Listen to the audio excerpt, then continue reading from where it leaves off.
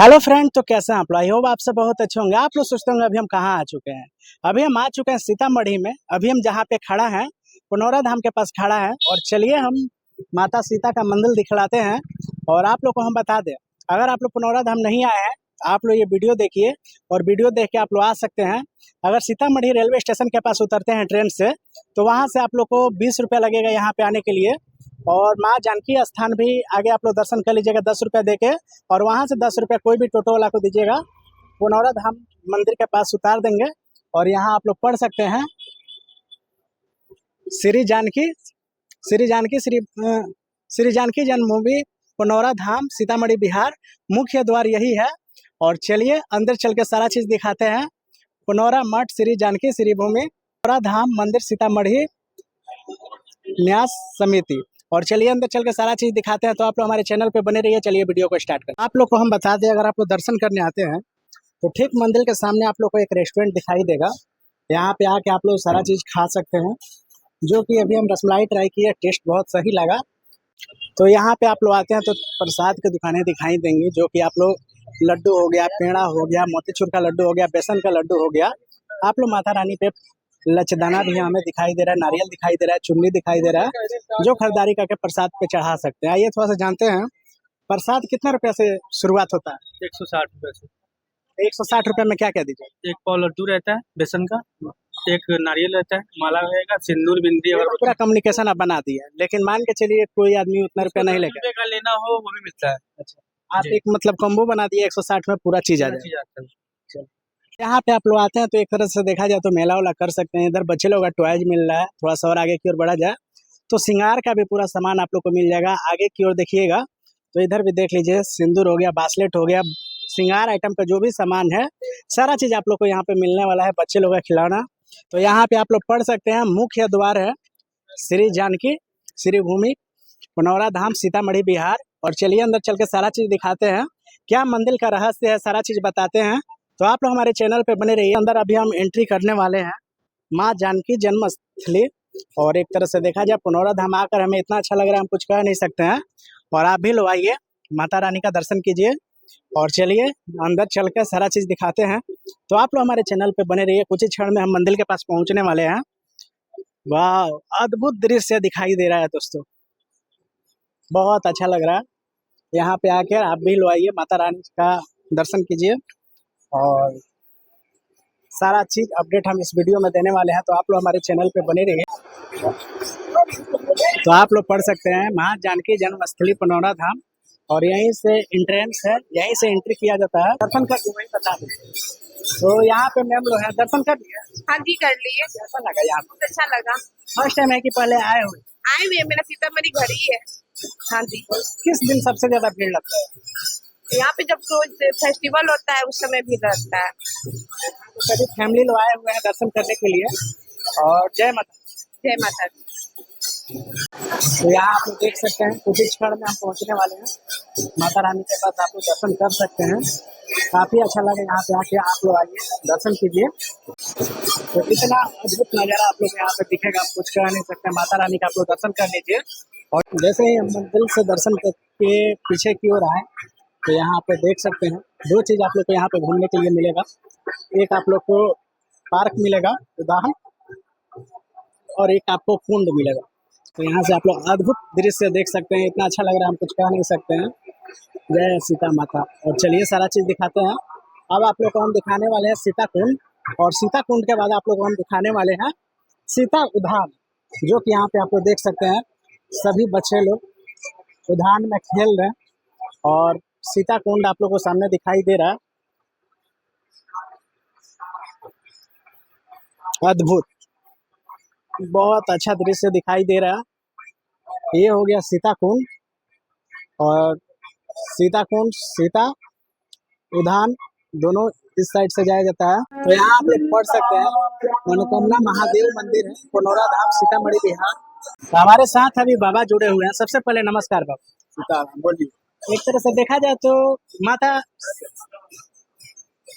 एक तरह से देखा जाए तो सीता माता के बारे में क्या यहाँ का मतलब हिस्ट्री है, इसके बारे में कुछ बताना चाहिए। सीता जी की यहाँ जन्म स्थली है। राजा जनक जी जो हल चलाए हुए थे सीता जी प्रकट हुई थी, ये कथा सारे लोग जानते हैं। वही जगह है जानकी जन्मभूमि पुनौरा धाम। राजा जनक जी का राज्य जिस समय था उस समय मिथिला राज से जाना जाता था। मिथिलांचल आज भी लोग कहते हैं। राजा दशरथ जी के राज्य अयोध्या राज से जाना जाता था। लंकापति रावण का राज्य जो है लंका राज से जाने जाते थे। किष्किंधा राज बाली के राज्य से जाने जाते थे। ऐसे ऐसे उस समय राज बटा हुआ था, राजतंत्र था उस समय। अभी प्रजातंत्र में हम लोग जीते हैं।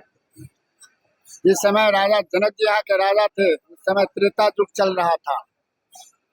शिव जी के 4 प्रमुख शिष्य थे, राजा जनक जी महाराज, लंकापति रावण, बाणासुर, परशुराम जी। एक बार शिव जी की सभा लगी जिसमें चारों शिष्य को आमंत्रित किए गए, बुलाए गए। इसमें 2 ही शिष्य उपस्थित हो पाए, राजा जनक जी महाराज, लंकापति रावण। दोनों शिष्य के बीच वेद पुराण में शास्त्रार्थ होने लगा। शास्त्रार्थ करते करते राजा जनक जी जीत हासिल किए। इस पर शिव जी ने प्रसन्न होकर एक धनुष देकर उन्हें पुरस्कृत किए। ये देखकर राजा रावण बहुत दुखी हो गए कि हमने अपना 10 सिर काटकर शंकर भगवान की पूजा करते हैं, फिर भी हम पराजित हो गए। इसे ईर्ष्या बना लिए कि राजा जनक से हम इसका बदला लेंगे। राजा रावण अपने वापस लंका गए। राजा जनक जी महाराज अपने मिथिला जनकपुर वापस आए। इसके बाद जो है इसको ईर्ष्या बना लिए। राजा रावण जो कर ले, हर राजा अपने अपने राज्य में कर के रूप में कुछ न कुछ लेते हैं। राजा रावण थोड़ा न्याय ढंग से लिया करते थे। लंका वासी जितने थे, साधु संत असहाय लोग, जंगल वास करने वाले जो असहाय थे, उन लोगों से कुछ भी देने में कर नहीं संभव था। वैसे लोगों से रक्त से शरीर से रक्त निकालते थे और रक्त निकालकर कलश में जमा होता था। जब रक्त से वो कलश भर गया, घड़ा भर गया, तो तहसीलदार ने रावण के पास जमा किया। ये देखकर रावण बड़ा हर्षित, यानी बहुत खुशी हुआ। तहसीलदार ने बताया कि सरकार, ये खुश होने की बात नहीं है, श्रापित घड़ा है। रावण ने पूछा क्या श्रापित है, बताओ। तहसीलदार ने बताया कि सरकार, जिन जिन लोगों से शरीर से रक्त हम निकाले हैं वो लोग जो है इस घड़ा को श्रापित कर दिया है कि इसी रक्त भरा घड़ा से राजा रावण विनाश हो जाएंगे। राजा रावण ने सोचे कि साधु संतों की वाणी खाली नहीं जाएगी, अवश्य हमें भुगतना पड़ेगा। अच्छा मौका आ गया है, राजा जनक के राज में अगर इसको करवा देते हैं तो वो नाश हो जाएंगे, हम बच जाएंगे। ये सोचकर उन्होंने इस जगह का चुनाव किया कि मिथिला राज में कहाँ पर इस रक्त भरा घड़ा को करवाया जाए। उन्होंने पुण्यारण्य वन जंगल से एक जगह जाना जाता था। कहाँ पकड़ लो, पुण्यारण्य वन जंगल से ये जगह जाना जाता था उस समय। राजा जनक जी ने इस जंगल को पौंडरिक ऋषि को दान में दे दिए हुए थे। राजा रावण ने सोचे कि पुण्यारण्य वन जंगल पुण्य का जगह है, वहां पर अगर इस रक्त भरा घड़ा को करवा देते हैं तो वहां का पुण्य छीन होगा, नाश का समय नजदीक आ जाएगा, राजा जनक नाश हो जाएंगे तो हम देख लेंगे। ये सोचकर उन्होंने रक्त भरा घड़ा को सीता कुंड जहाँ पर है, जहाँ जानकी जी की जन्मस्थली माना गया है, वहां पर गरबा दिए। गरबा देने के बाद मिथिला राज में भीषण अकाल पड़ गया। अकाल को देखते हुए सारे लोग जो है बेचैन होने लगे। करते करते समय देखते देखते 12 वर्ष समय निकल गया, बारिश नहीं हुआ। राजा जनक जी के पास सारे मिथिलावासी पहुँचे, आरजू विनती प्रार्थना किए। राजा जनक जी बड़े बड़े ज्योतिष विद्या जानने वाले पंडितों को बुलाए और कहे कि हमारे मिथिला में बारिश क्यों नहीं हो रहा है, आप लोग अपने ज्योतिष विद्या के द्वारा कुछ बताइए।